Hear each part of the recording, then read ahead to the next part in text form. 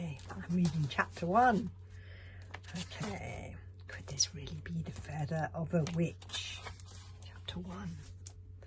Okay, this is once. I am a character in this story who sees everything, knows everything. I will not tell you who I am. See if you can guess.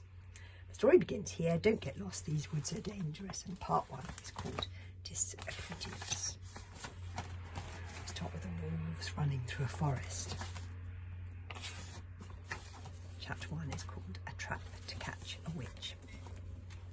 It was a warm night for November. Too warm a night for witches, or so the story said. Witches were supposed to be extinct, of course, but Tsar had heard about the way they sank and imagined he could smell that now in the quietness of the dark forest. A faint but definite stink of burning hair mixed with long dead mice and a little kick of viper's venom, once smelled, never forgotten. Tsar was a wild young human boy who belonged to the wizard tribe. He was riding on the back of a giant snowcat, that's all, in a part of the forest so dark and mangled and tangled that it was known as the Bad Woods. He should not have been there, for the Bad Woods were warrior territory, and if the warriors were to catch him, well, what everyone said was Tsar would be killed on sight, off with his head, as was the pleasant warrior custom. But Tsar did not look even remotely worried. He was a cheerful scruff of a boy, with a tremendous quiff of hair shooting upwards from his forehead, as if it had accidentally come into contact with some invisible vertical hurricane. The snowcat he was riding was called King Cat, a noble creature which was a giant form of lynx, far too dignified for his cheeky master. King Cat had shining paws so round they looked unreal, fur so deep it was like powder snow, and he was of such a rich silver grey colour that it was almost blue. The snowcat ran swiftly but softly through the forest, his black-tipped ears swivelling from side to side as he ran, for he was scared, although too proud to admit it. I love the snowcats. See, they're like normal lynxes, but they're big enough that you can ride on the back of them. Oh, lynxes, if you look up American or Canadian, North American lynxes, they're so beautiful. They're like, their fur really is like powder snow, but these ones were bigger than that. They were so larger even than lions. Only that very morning, Tsar's father and Kanzo the Enchanter, king of wizards, had reminded everyone that it was forbidden for any wizards to dare set one toe in the Bad Woods. But Tsar was the most disobedient boy in the wizard kingdom in about 4 generations, and forbidding things only encouraged him. For example, in the past week, Tsar had tied the beards of 2 of the eldest and most respectable wizards together when they were sleeping at a banquet. He had poured a love potion into the pigs' feeding troughs, so the pigs developed mad, passionate crushes on Tsar's least favourite teacher and followed him around wherever he went, making loud, enthusiastic, squealing and kissing noises. That gives you an idea of Tsar's character. He had accidentally burned down the western trees in Wizard Camp. Most of these things hadn't been entirely intentional exactly. Tsar had just got carried away in the heat of the moment. And yet none of these disobedient things was half as bad as what Tsar was doing right now. There was a large black raven flying above Tsar's head. "This is a very bad idea indeed," Tsar said the raven. The talking raven was called Caliban, and he would have been a handsome bird, but unfortunately it was his job to keep Tsar out of trouble. And the worry of this impossible mission meant his feathers kept on falling out. It isn't really fair to lead your animals and sprites and young fellow wizards into all this danger. As the son of the king enchanter and a boy with a great deal of personal charisma, Tsar had a lot of followers.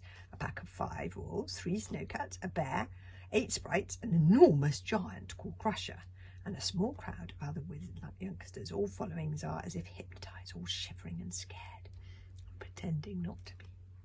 "Oh, you worry too much, Caliban," said Tsar, pulling King Cat to a halt and jumping off his back. "Look at this lovely, pretty little glade here. See, perfectly safe, and exactly the same as the rest of the forest." Tsar looked round with breezy satisfaction, as if they had stopped in a delightful woodland dell filled with frolicking bunnies and baby deer, rather than a cold, eerie little clearing where the yews leaned in threateningly and the mistletoe dripped like warlock's tears. The other wizards drew their swords, and the growling snowcat's fur stood up with fear to such an extent that they looked like furry puffballs. The wolves padded restlessly, trying to form a protective circle around their humans.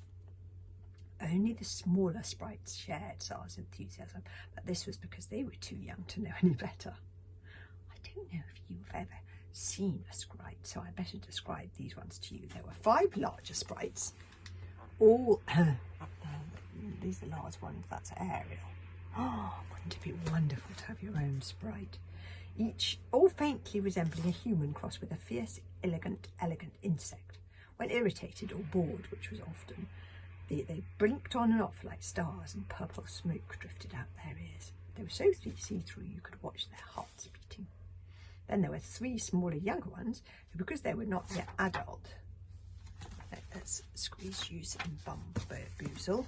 These are my favourites, little Squeeze Juice, so sweet, and Bumbleboozle and the baby, were known as hairy fairies. Tsar's favourite was the same as mine, an eager, slightly stupid little thing called Squeeze Juice. "Ooh, it's lovely, squeaked Squeeze Juice. It's the tremunkliest, loveliest clearing I've ever seen. What's this fast and interesting flower? Let me guess. It's a buttercup. It's a daisy. It's a geranium. It's a cauliflower."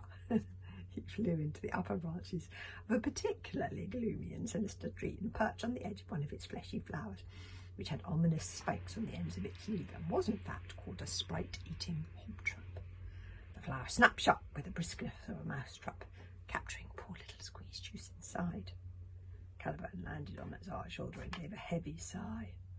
"I don't like to say I told you so, Caliban," said Caliban, "but we've only been in this perfectly safe little clearing in the bad woods for 1.5 minutes, and you've already lost one of your followers to a carnivorous flower."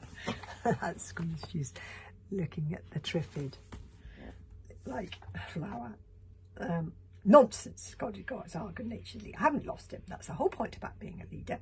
Wherever my followers get into trouble, I rescue them, because that's what a leader does." Tsar climbed the tree, and 200 feet up, swaying precariously in a couple of creaking twig-like boughs, he took out his dagger and popped open the sprite-eating hobtrap to release a panting little Squeeze Juice in the nick of time.